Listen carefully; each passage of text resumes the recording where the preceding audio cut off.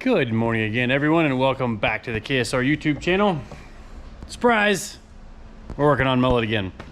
So as some of you saw during the Midwest Drags videos, we kind of ran out of front shock extension control.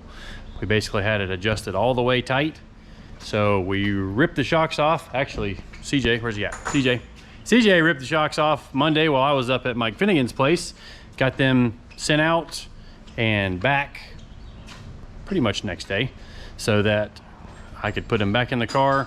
I do have to rebalance the car now that we've had the shocks off of it, although we did take measurements before taking it apart so we can get the ride heights back. But I want to drop it on the scales again just to check and make sure everything is happy with all that, especially because Cleetus and I had changed the bar angles while we were on the road. So I want to just make sure the car was going pretty straight, but he was having to turn the steering wheel a little bit during his runs, especially when all the power came in and the front end got light. So I'm going to try and fix that. But if you like what we're doing here on the channel, please subscribe and hit the notification bell so that you can see whenever we release a video. But for today, we're going to jump into getting the shocks back on it, putting it on the scales. Before I put the shocks on it, I think I'm going to look at the bump steer on the car.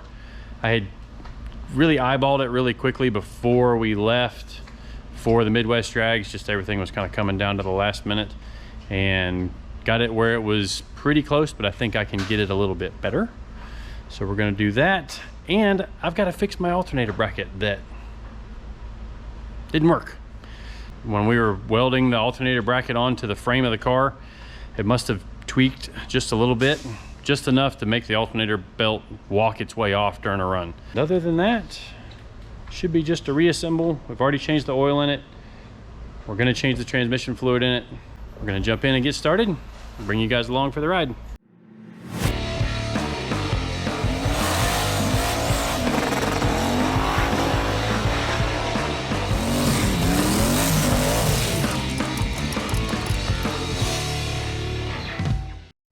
All right, guys, well, some of you have been asking for some new merch, and we've been trying to get this accomplished since I won the Freedom 500, but we just worked up a Freedom 500 winter shirt.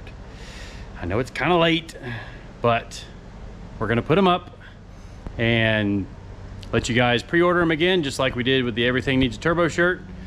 And probably won't do too many of these just because I don't know how many of you guys are gonna want them. But we're going to leave the pre-order open for probably a week, and then decide there how many extra to buy and then put on the site. So going to be kind of a limited edition thing, but grab them while you can. And picture is right somewhere. Yeah, I'll put it over there. So you guys, well, it's already been up. Whew. Let's get back to the action of working on Mullet and getting it ready to get loaded in the transporter for later today. All right, well, I made a few changes to the alignment while we had the shocks off.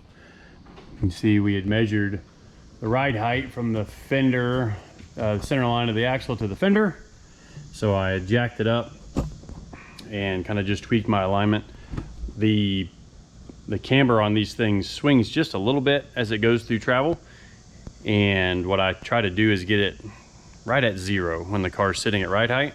Same with the rear. I had set all of the alignment stuff up with the car at a lower ride height.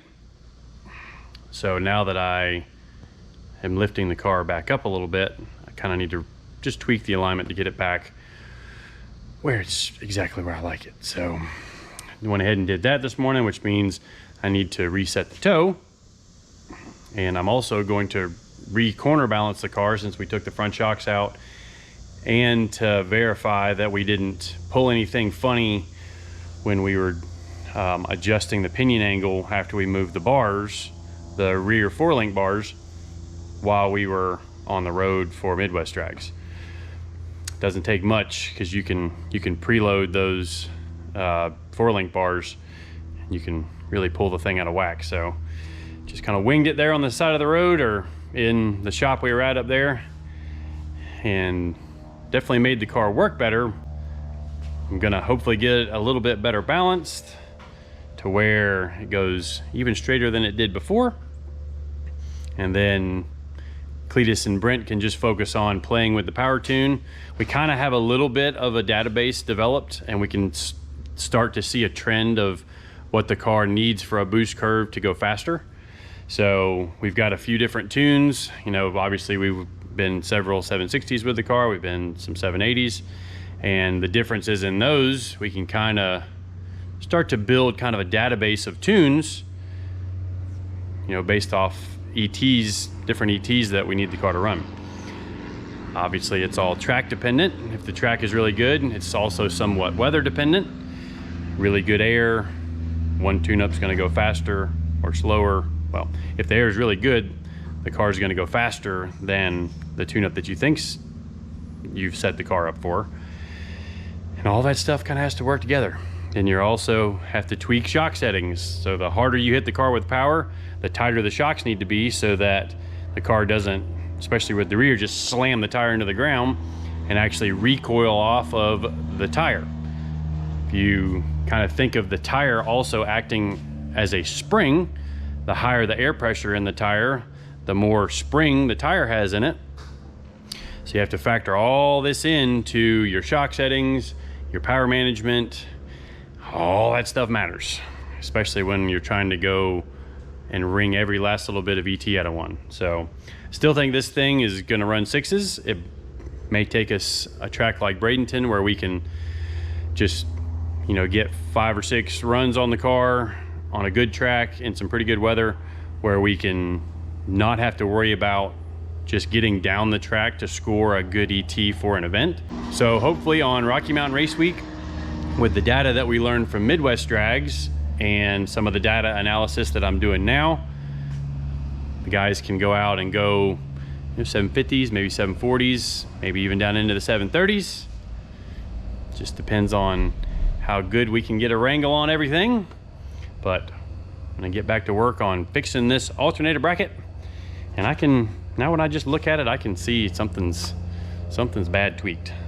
So what I'm gonna try and do is slot my mounting holes to get the alternator perfectly straight, and then I'm gonna weld a sleeve around it, around the bolt, to then hold it exactly where that mounting hole needs to be.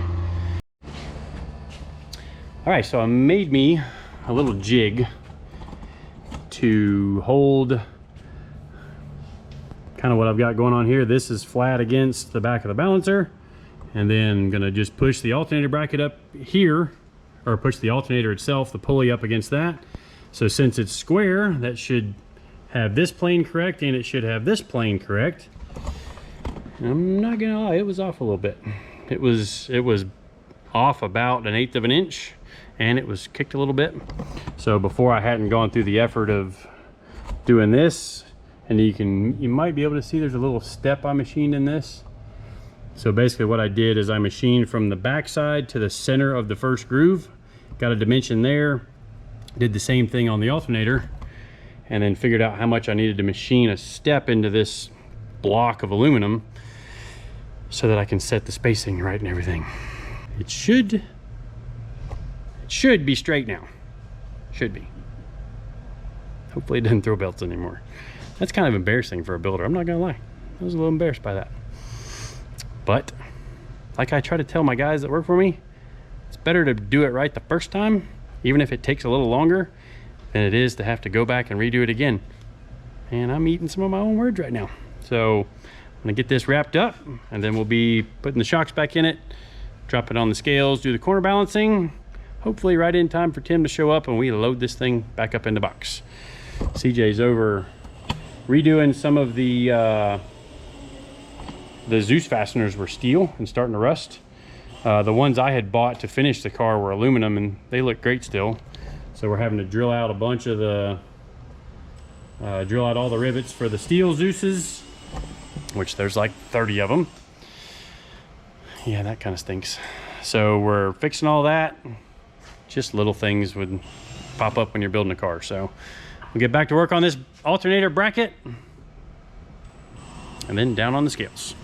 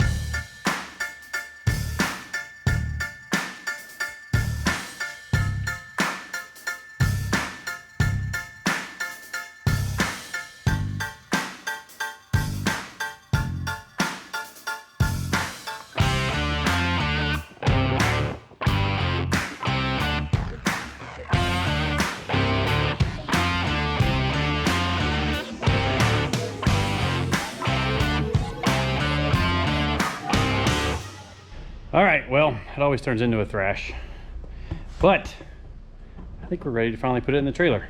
I think Tim's ready to go. Definitely ready to go. Me too. So yeah, it turned into hoping we'd be done by 4, and here it is after 7. Now it's got to talk to and then to get in the truck with me. I can't go. I've got my kids this weekend. My kids are awesome, but still I want to go. All right, let's see if this thing runs. You hold that and we'll check transmission fluid. Battery's charged. Come on, baby. Fire up.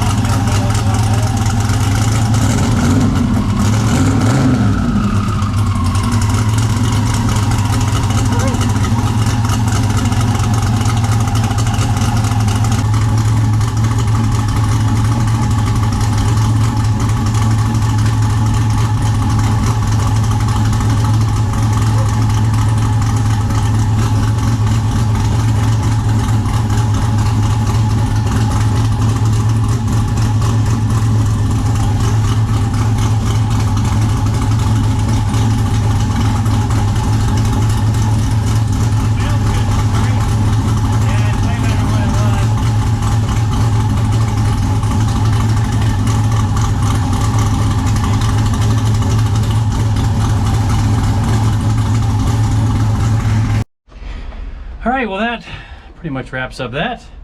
We got her all loaded up, oil topped off, transmission fluid topped off, and didn't quite get to vacuuming out the interior like we wanted to. Sorry about that, Cleetus. But whew, ready to load her in the trailer so Tim can get out of here and get on the road. Brent, got you a cool shirt, buddy. Enjoy that on the trip. Hopefully you can relax a little bit on this week.